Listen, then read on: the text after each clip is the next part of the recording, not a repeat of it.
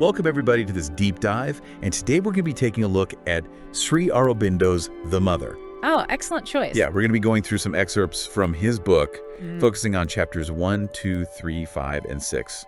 I think this is going to be a really fascinating topic. Yeah. And whether you're really familiar with Eastern spiritual traditions, Yep.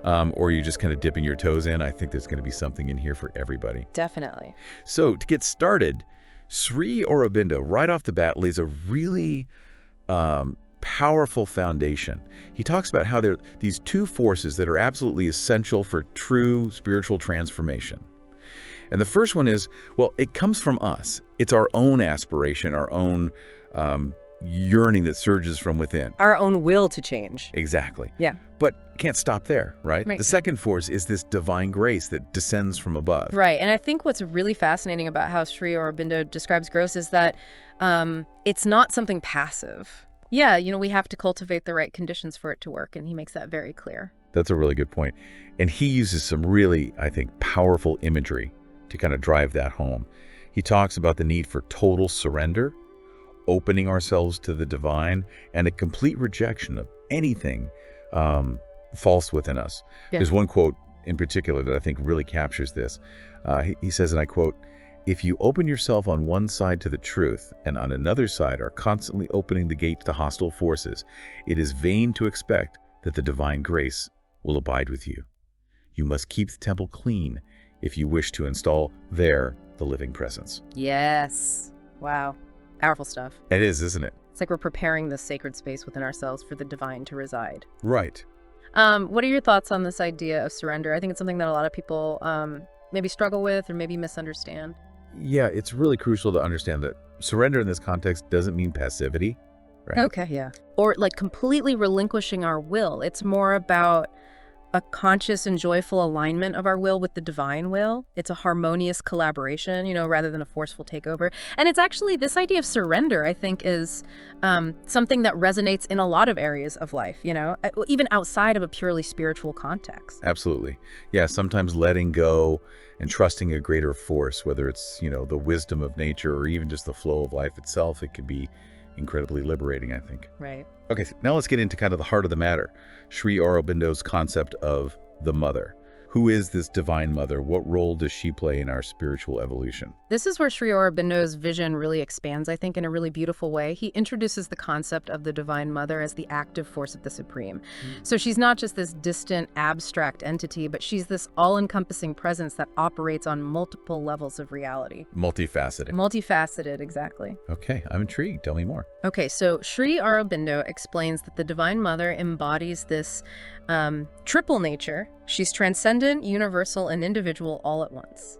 Now, the term Shakti is often used to describe the divine mother, and it essentially means this divine feminine energy or power.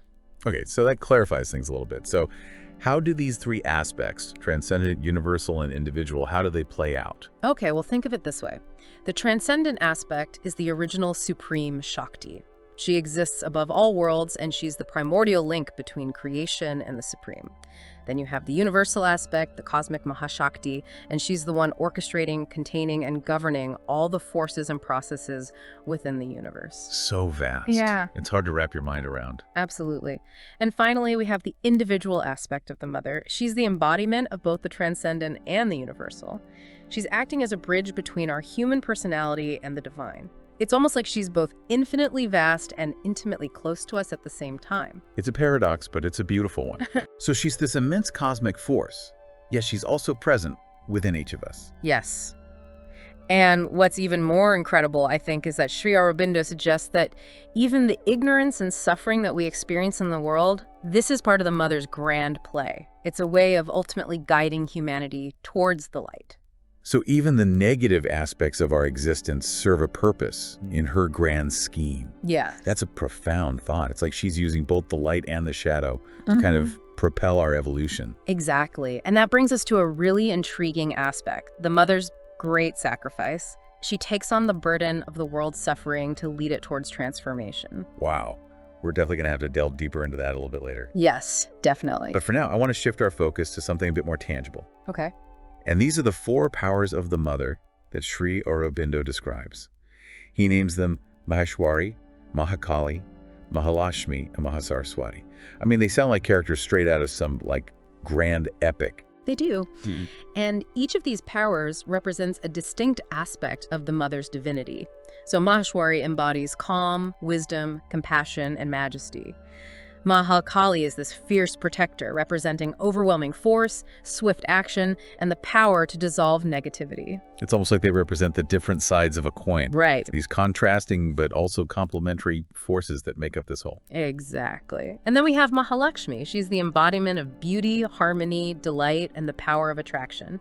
And finally, you have Mahasaraswati, who governs perfection, order, and the spirit of flawless work. And Sri Aurobindo really goes into these intricate details about each one. Oh, wow. Yeah, he paints these vivid portraits of their personalities and how they operate in the universe. Oh, I love that. Give us a taste of some of these details. What stood out to you the most? Well, for instance, he portrays Mahakali's fierce wrath against those who oppose the divine. So he showcases her unwavering protection of the path of truth. And then you have Mahalakshmi. She has this deep love for beauty, and she has this aversion to ugliness, and this reflects her role in bringing harmony and delight to the world. And then Mahasaraswati, with her meticulous attention to detail and her dislike of laziness, she emphasizes the importance of striving for perfection in our actions. It's making me think about whether these powers also represent different aspects of our own personalities. Oh, yeah. You know, like maybe we each have a dominant power that kind of influences our thoughts and feelings and actions. That's a very insightful observation. And in fact, Sri Aurobindo encourages readers to reflect on which of these powers resonates with them most strongly. So as we explore each one further, you can see which one kind of calls to you. I like that idea. As we go through this, I'll be paying attention to, which one speaks to me the most. But before we get completely lost in the cosmic realm, let's bring some of these concepts down to earth a little bit. Sri Aurobindo had some pretty compelling things to say about, well, a subject that we all deal with. Money. Oh, yes. Money, yeah. Yeah. Money is something we often grapple with, I think, whether we admit it or not. So how does the Divine Mother, how does she fit into the equation of our bank accounts and financial matters? Well, Sri Aurobindo addresses the topic head on, and he actually offers a perspective that's, I think, both refreshing and really thought-provoking. He proposes that money itself is a force that originates from the divine, but it's often misused and distorted in the material world. It's interesting because money can be a source of both good and evil, right, depending on how it's used. So it's not inherently bad. It's just a tool that can be constructive or destructive. That's precisely the point he's making. He emphasizes the need to shift our perspective on wealth and to view it as a power that's meant to be used for the divine rather than for selfish gain. That's easier said than done. Right. We live in a society that very much equates money with success and happiness. Right. So how do we reconcile these two seemingly conflicting views? Well, Sri Aurobindo offers some practical guidance on how to approach wealth in a more spiritual way. So he suggests that we should consider ourselves selfless trustees of wealth rather than possessive owners. He cautions against both extreme renunciation and materialistic attachment, and he encourages finding that balanced approach. The middle path. Yes. This makes me think about my own relationship with money. Am I clinging too tightly? Am I using it wisely? Or is it controlling me in some way? Those are really excellent questions to contemplate. And, it's fascinating how this discussion about money circles back to the concept of surrender that we were talking about earlier. Yeah, surrendering to the divine also means surrendering our ego's grip on wealth and power, trusting that the mother will provide what we truly need to fulfill our purpose. This sheds a whole new light on this idea of surrender. It's not about giving up. It's about aligning ourselves with this greater force and trusting in its wisdom. But speaking of aligning ourselves, let's move on to another pivotal concept, divine work. And from what I understand, this is all about becoming a selfless instrument of the mother. Is that right? Absolutely. Sri Aurobindo believes that our actions can be a form of worship, a way to actively participate in the divine play rather than just passively observing it. And so our purpose extends beyond just, our personal enlightenment. It involves bringing the divine into our everyday lives. So we're talking about transforming even the most mundane tasks into acts of service. Exactly. And he outlines this really beautiful process of aligning ourselves with the Divine Mother's will, ultimately reaching a state where our actions flow effortlessly from her. And he describes this as a blissful union where we realize our true nature as part of the divine consciousness. That's a powerful image. Yeah. But how do we actually achieve that? Right. Do we have to, like, retreat to a mountaintop and meditate for years on end? Well, he doesn't suggest anything quite so extreme. He describes this process as a journey with like 3 distinct stages. Okay. The first stage involves acting for the divine, even while we still feel separate from her. It's about consciously dedicating our actions to the mother, offering them as a form of service, even if we haven't fully realized that connection yet. What are your thoughts on that? Yeah, I can relate to that. Sometimes, even when I'm not feeling particularly spiritual or connected to, a higher power, if I just act with kindness and intention, Yeah. it can really shift my energy and a sense of purpose. That's a wonderful example. It's almost as if the very act of aligning our intentions with the divine, regardless of our current state of awareness, it kind of sets the wheels in motion. And then, as we progress, we enter the second stage where we start to receive more direct guidance and direction from the divine. Okay. Our intuition becomes stronger and we begin to feel this subtle pull, this inner prompting that guides our actions. It's like the Divine Mother is whispering guidance, and we're learning to attune our inner ear to her frequency. Beautifully put. Thank you. And finally, we reach the third stage, which Sri Aurobindo describes as complete identification with the divine. And in this state, all action flows effortlessly from the mother's will. There's no sense of separation, there's no struggle, there's no ego trying to control things. It's a state of pure flow where everything is aligned in harmony. It's incredibly inspiring, Yes. but also a bit overwhelming. It's a lot to process, even more to put into practice. How do we navigate this path without getting lost in the, complexities of the philosophy?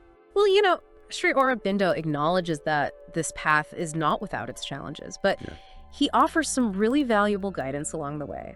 And one of his key pieces of advice is to avoid trying to understand the Divine Mother with our limited human minds. Okay. He cautions us against trying to fit her into our preconceived notions of how things should work.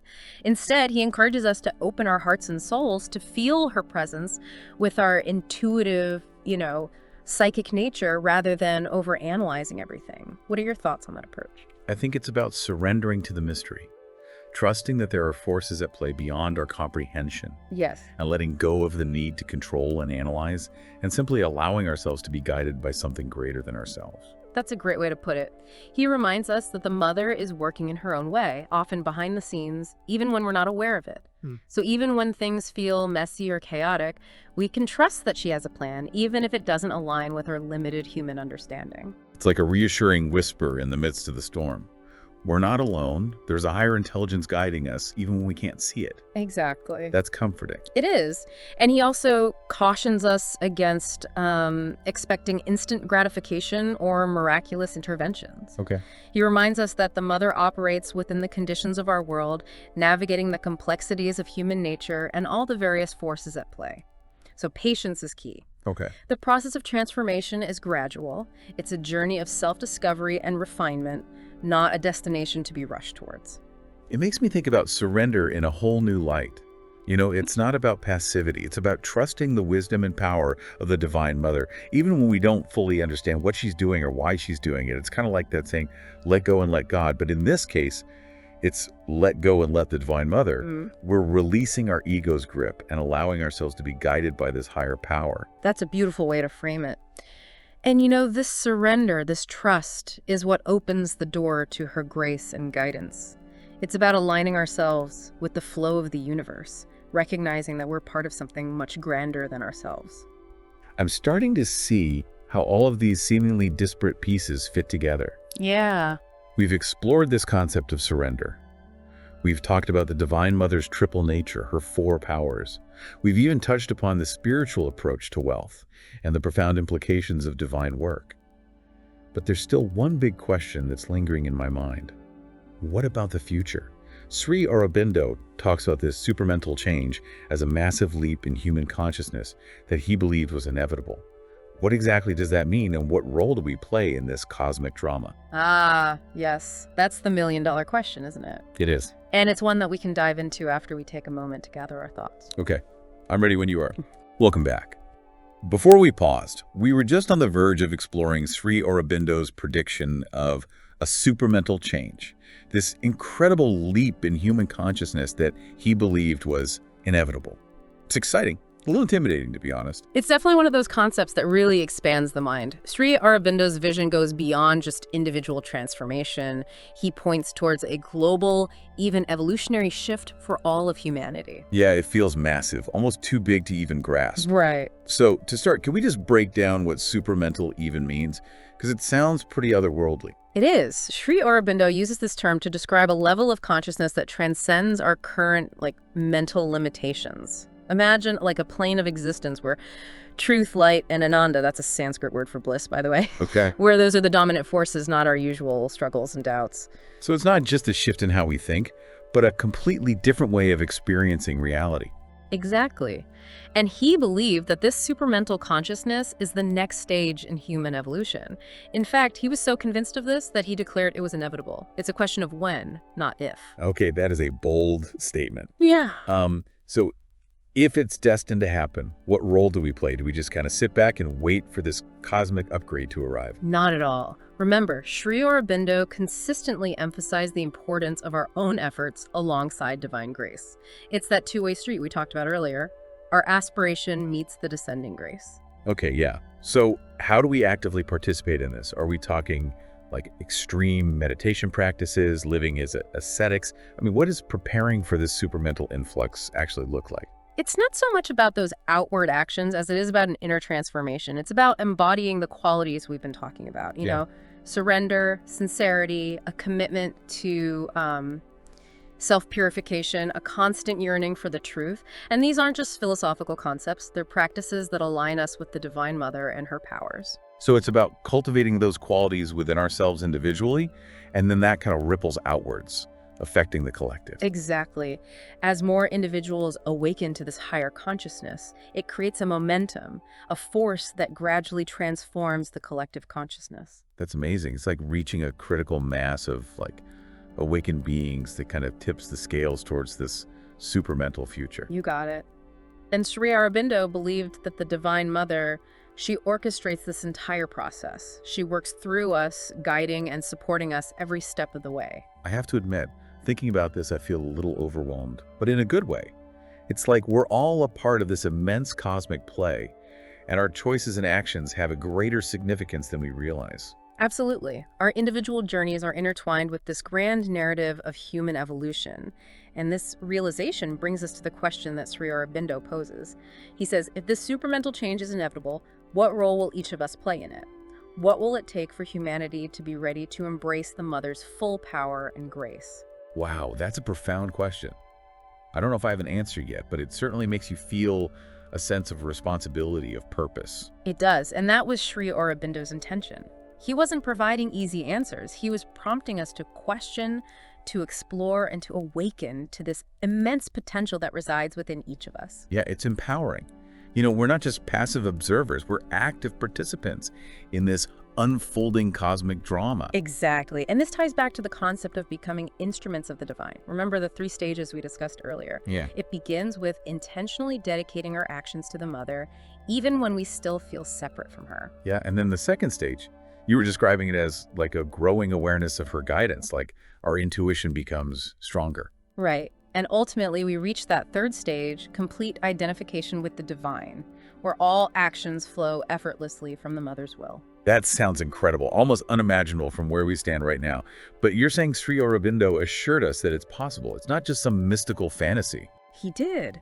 And he also provides guidance on how to navigate the inevitable challenges along the path. Remember his advice about not overthinking or analyzing the Divine Mother with our limited human minds. Yeah. It's a reminder to approach this journey with a sense of open-hearted trust. It's about letting go of the need to control, to grasp, and instead, cultivate this childlike sense of wonder and trust in the process. Exactly. He encourages us to open our hearts and souls to feel her presence through our intuition and inner knowing, rather than just through intellectual analysis. It's about trusting that the Divine Mother is at work, even when we can't see the bigger picture. That brings a sense of peace. of acceptance. Even in the midst of chaos and uncertainty, there's this benevolent force guiding us. It does. And he also cautions us against expecting instant results or like dramatic interventions. He reminds us that the Divine Mother works within the conditions of our world, navigating the complexities of human nature and the vast array of forces at play. So patience and perseverance are essential virtues on this path. This makes me think about the concept of time in relation to spiritual growth. Are we talking about lifetimes to achieve this level of union with the divine? That's a fascinating question. Sri Aurobindo actually believed that the process of transformation can be accelerated, that we don't necessarily have to wait for numerous lifetimes to experience this shift. He believed that through conscious effort and surrender, we can accelerate our spiritual evolution. Okay, that's encouraging. It gives us agency, a sense of responsibility for our own spiritual progress. But how do we balance this sense of agency with the surrender we've been talking about? It seems kind of paradoxical, striving for something but simultaneously letting go of control. It's a delicate dance, isn't it? Sri Aurobindo offers this beautiful analogy. He compares our efforts to those of a farmer who prepares the soil, plants the seeds, and tends to the crops. But ultimately, the farmer knows that the growth of the plants depends on something beyond their control, the sun, the rain, these mysterious forces of nature. I love that analogy. It's about doing our part, putting in the effort, but also recognizing that there's this greater force at work, this cosmic intelligence that we need to trust. Exactly. Our role is to prepare the ground, to cultivate the right conditions within ourselves. And then we surrender to the Divine Mother, trusting that she will provide the nourishment and guidance needed for our spiritual growth to flourish. This concept of surrender just gets deeper and deeper the more we explore it. It does. It's about letting go of our rigid ideas of how things should be and opening ourselves up to the infinite possibilities that unfold when we trust in a higher power. Beautifully put. And this surrender extends beyond just our personal spiritual journeys. It also relates to how we interact with the world around us. Sri Aurobindo reminds us that the Divine Mother is at work in all aspects of creation. So even in our relationships, our work, our creative endeavors, we can approach them with a sense of surrender, of service to the divine. Exactly. He emphasizes that we are meant to be instruments of her will, not just in our inner lives, but also in how we interact with the world. Yeah, I'm starting to see how this philosophy can really permeate every aspect of our lives. It's not just about meditating on a mountaintop. It's about bringing that sense of sacredness, that awareness of the divine into everything we do. That's a beautiful way to encapsulate it. And, this idea of bringing the divine into our everyday lives leads us to a topic that I think often causes some confusion, even controversy sometimes: the role of desire. Oh, that's interesting. Desire is something we all experience, but it's often seen as a negative force, something that hinders our spiritual progress. What does Sri Aurobindo have to say about that? That's a great question, and it's one that we can definitely delve into as we continue our deep dive. But before we do, let's just take a moment to pause and reflect on what we've explored so far. We've covered a lot of ground, from the concept of surrender to the supramental change, from the mother's four powers to the spiritual significance of, money, of work. Yeah, it's been quite a journey. It has. And I'm eager to continue exploring, the depths of Sri Aurobindo's wisdom. So what's next on our agenda? Well, we've talked about, the need for surrender, the importance of cultivating certain qualities within ourselves, and this grand vision of a supramental future. Now, let's explore how these concepts kind of play out in a more personal, intimate way. Sri Aurobindo had some really profound insights into the nature of our relationships, our desires, and the transformative power of love. Okay, yeah. It feels very relevant, Yeah. It's not just abstract philosophy. It's like a roadmap for living a more meaningful life. Exactly. So let's dive back in and see what treasures await us in the next chapter of our exploration. Welcome back to our deep dive into Sri Aurobindo's The Mother. Before the break, we were about to explore the role of desire in our spiritual journey. I think a lot of us have some complicated feelings about desire. It's true. Desire can be a tricky thing. We're often told that to progress spiritually, we need to renounce desire completely. But Sri Aurobindo offers a more nuanced perspective, I think. Okay, so what's his take? Because desire feels so fundamental to being human. Can we truly ever transcend it? Or is there a way to, transform it? Sri Aurobindo didn't deny the power of desire, But he differentiated, between desire that's rooted in the ego and desire that's aligned with the divine. So instead of suppressing desire, he suggests that we learn to purify it, to redirect it, to allow it to become a force for spiritual growth. So instead of seeing desire as the enemy, we can actually see it as like potential energy that can be harnessed for a higher purpose. Exactly. The ego's desires often stem from a sense of lack, this feeling that something is missing, so we crave external things to try to fill that void. But Sri Aurobindo suggests that true fulfillment comes from connecting with the divine within, that source of all abundance and joy. And as we deepen this connection, our desires naturally begin to align with the divine will. So as our awareness shifts, our desires kind of evolve along with it. But how do we know the difference? I mean, how do we discern between those ego-driven desires and the ones that are actually aligned with the divine? It seems like a really tricky distinction to make. It is. Sri Aurobindo encourages us to really examine our motivations. So we can ask ourselves, are our desires driven by, fear or attachment or the need for external validation? Or are they coming from a genuine aspiration to serve a higher purpose? To contribute to the well-being of others, to manifest beauty and harmony in the world. He reminds us that the Divine Mother, she works through us, guiding us towards our true purpose. And so as we surrender to her will, our desires naturally become instruments of her divine plan. I can see how this process takes a lot of self-reflection and honesty. It's about, peeling back those layers of the ego and really listening to those whispers of the soul. You've captured it beautifully. And this process of aligning our desires with the divine, it's deeply intertwined with the cultivation of love. Sri Aurobindo believed that love, in its purest form, is this incredibly powerful force for transformation. That's interesting, because I think we often think of love as just this romantic emotion, but he's talking about something much broader, right? Oh, absolutely. He describes love as an expression of the Divine Mother's energy, this force that connects us to our true nature, to each other. And he actually distinguishes between different levels of love, ranging from personal affection to this universal, all-encompassing love that kind of transcends boundaries and limitations. Oh, wow. Okay. So break down these different levels of love for me. He describes it as a progression. It starts with the love we experience in our personal relationships. This type of love, it can be beautiful, it can be enriching, but it can also be possessive, it can be conditional. Right.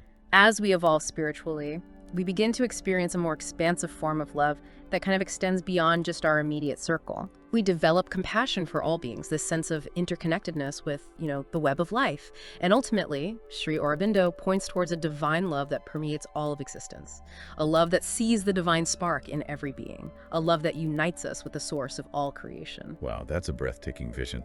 It makes me think about those moments when I've felt a sense of overwhelming love and connection, not just for specific individuals, but for all of humanity, for nature, for the universe itself. Are those glimpses of this divine love he's talking about? I think they very well could be.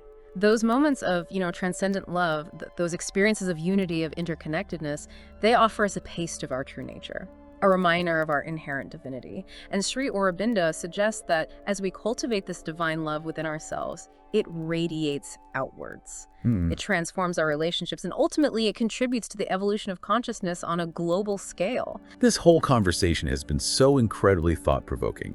We've explored the depths of Sri Aurobindo's concept of the mother, the need for surrender, the power of her four emanations, the importance of aligning our desires with the divine, of cultivating a love that transcends all limitations. It feels like we've only just scratched the surface. But we've also gained some, I think, really valuable insights that we can all apply to our own spiritual journeys. I agree. Sri Aurobindo's work is a treasure trove of wisdom. It invites us to dive deeper into the mysteries of existence, to discover that transformative power that lies within each of us. As we wrap up our deep dive today, I encourage you to just kind of sit with what resonated most strongly with you. What concepts sparked your curiosity? Which insights felt particularly relevant to your own life? I know I'll be reflecting on this conversation for a long time to come. This idea of a supramental change, this leap in human consciousness. It's exciting and it's a little daunting, and it really makes me wonder, what role can I play in this grand evolutionary unfolding? That's a powerful question to carry with you. Sri Aurobindo believed that each of us has a unique part to play in this cosmic drama. He encouraged us to embrace the journey of self-discovery, to cultivate those qualities of surrender, sincerity, and aspiration, and to trust in the guiding hand of the Divine Mother. Thank you so much for joining us on this incredible journey into the heart of Sri Aurobindo's The Mother. We've explored some really profound concepts, and I hope this deep dive has sparked your curiosity and inspired you to maybe explore his work further. Until next time, keep seeking, keep questioning, and keep diving deep into those mysteries.